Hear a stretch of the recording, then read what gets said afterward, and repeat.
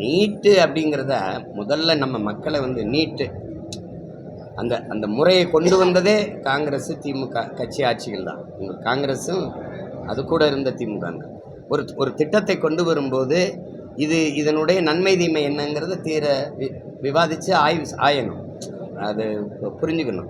இப்போ இது கீழ்த்தட்டில் இருக்கிற உழைக்கும் அடித்தட்டு மக்கள், ஒடுக்கப்பட்ட பிற்படுத்தப்பட்ட நீண்ட காலமாக கல்வி மறுக்கப்பட்ட சமூகத்திலிருந்து மேலே வர்ற பிள்ளைகளுக்கு மருத்துவ கல்வி என்பது ஒரு பெரிய கனவாய் போயிடும் அப்படிங்கிறது எல்லாருக்குமே தெரியும்.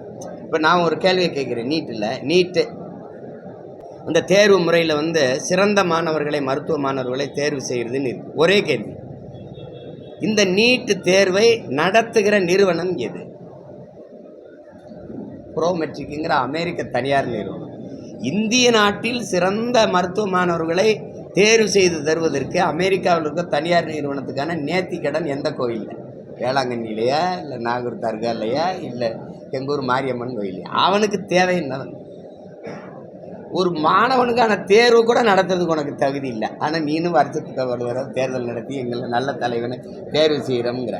ஒரு மருத்துவ மாணவனே தேர்வு செய்ய முடியாத நீங்கள் நாட்டுக்கான நல்ல தலைவனை எப்படி தேர்வு செய்வீங்க?